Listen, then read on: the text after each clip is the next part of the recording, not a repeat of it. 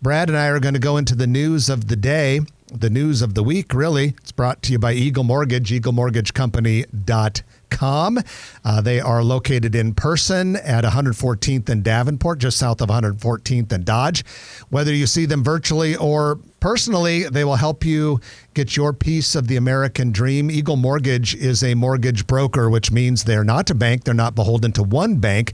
They work with a variety of banks. They match you with the right bank for you when you are ready to go get a home loan. FHA, VA, conventional loans, specialty loans. They do a lot, and they have a great staff there that will really work with you. We always say before you're going to go out there and start searching for your next new house, be armed with an Eagle Mortgage pre-approval letter in your back pocket. And like we say, eaglemortgagecompany.com. All right, Brad, the big news that happened in our world yesterday was the University of Nebraska Board of Regents approved the second design phase for Project Health. That is the $2.2 billion, 2.5 million square foot hospital that will be part UNMC, part Nebraska Medicine. This thing is going to be constructed on the site of the former Monroe Meyer Institute, southeast corner of Saddle Creek Road and Farnham Street. The Regent action yesterday authorizes construction of the actual shell and core of the building. The work amounts to about $1.22 billion of $2.2 billion. The initial design phase approval granted just this past April allowed for site preparation, and they have been doing site preparation there for the last several months with great intensity. Impressive what they've done so far. Yeah, they've cut down that whole hill. There used to be the nice, gentle hill going up to the Med Center from Saddle Creek and Farnham there, and it's flat as a board now. Yeah, it's the number of truckloads of dirt that have come out of there is impressive. And so now we have authorization from the Regents for work to continue into the actual structure of the building skeleton. From what I understand, though, we're still looking at an early 2030s date before this thing actually will start to have patients, or treat patients, I should say. However, we should start seeing construction go vertical maybe in a couple of years. Yeah, it's interesting with a project this large, how they kind of phase the construction, the approvals, the design. And, when I first heard the 2030 opening, I was like, well, we'll see construction in a few years. But, they've been going full speed ahead for months now. And a lot of times these projects that take a long, long time end up going faster than you initially anticipate, not in terms of the actual days and years consumed, but how it feels to you in your mind. For instance, when the Mutual Tower was first announced, I remember thinking late 2026, that's going to be forever. Well, here we are, late 2025. It's already almost to its final height. And you're almost kind of getting used to seeing another tall building, even though it still has another year before it's done. Yeah, that project's amazing how fast it's gone. The glass is already halfway up the building. The steel's maybe 7 or 8 floors from the top, and the core's already topped out. So it's impressive to see how fast that's really gone up. Another example is the Eppley Airfield $1 billion terminal expansion and modernization, which doesn't officially open until 2028. However, much of the concourse has already been built. They're actively building the center pavilion. They even have a few of the entrances and restrooms in there that are final version. So we're actually using some of the new stuff. And by this time next year, we'll be using a lot of the new concourse, even though it'll still have 2 years of construction left. Yeah, the steel for the central pavilion has been going up for a couple weeks now. And it was just this week, I think, they opened those 2 new entrances, and those look sharp. Yeah, they really do look great. In fact, every time I go to the airport, I love to go a little bit early and just kind of walk around and see the progress that they've made. It's so impressive. Well, in other news, R&R Realty Group has broken ground on its 4th warehouse building at R&R Commerce Park South. That's a Class A industrial development really close to 156th and Schramm Road in Papillion. If you're thinking 156th and Schramm, what's that? It's south of the Google data center and north of the Facebook data center. This latest warehouse will be 286,000 square feet, 36-foot high ceilings. The modern stuff you're seeing. Completion is scheduled for right about 1 year from now.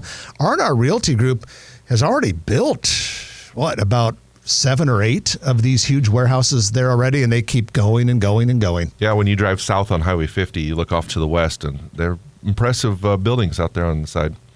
The Omaha Planning Board this week approved a local developer's tax increment financing application to develop a surface parking lot east of 40th and Pacific Street. It's actually a narrow strip of land that abuts the Field Club Trail, so kind of close to the Med Center area. The developer has a 50-year ground lease with the University of Nebraska, in fact, which owns that property. This will be an $11 million project that will consist of 31 townhome units. Construction set to begin yet this fall, with completion planned for February of 2027. Brad, that is yet another in a long line of urban multifamily residential projects that are infilling that urban core.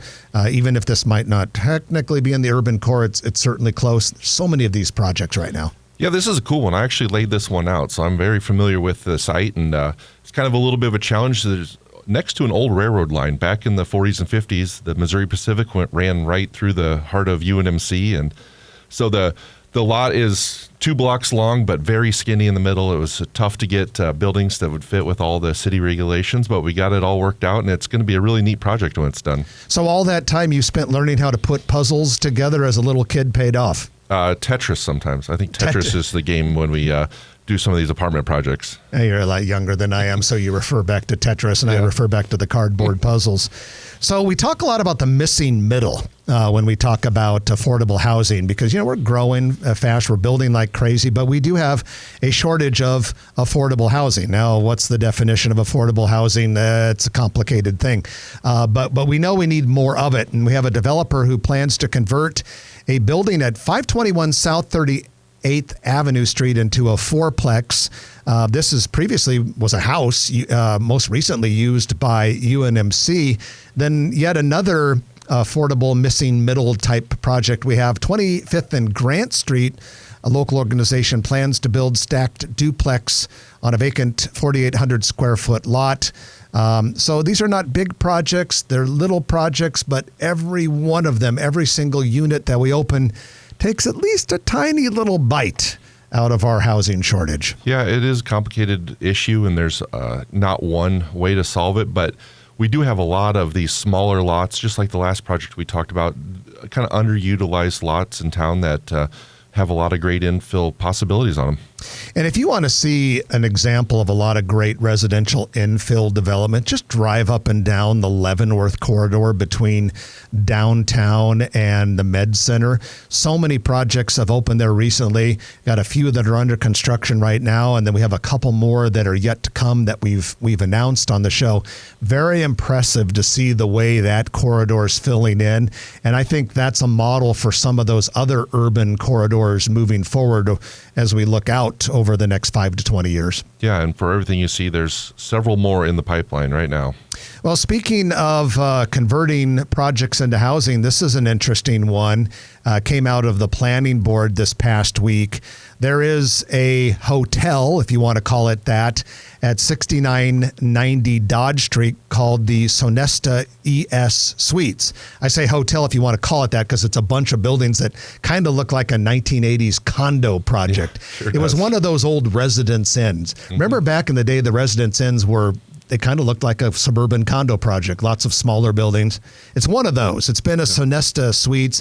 It's behind, what is that, Jason's Deli and Office Max. I think there's a Panda Express there. And Panda Express, Raising Cane's. So it's kind of tucked back in there. Been there for a long time. If I remember correctly, I remember that being a hotel, an extended stay hotel, even back in the late 80s. At any rate, there's a plan now to turn that into 80 residential units. 60 of those units would be efficiency units. 20 of them would be 2-bedroom units. And I think this is a great trend. Another way to work with the housing shortage. You've got these hotels that are maybe not as popular as they once were. Shoot, turn them into residential, kind of like what they're doing with the Exarban Suites over just west of College of St. Mary.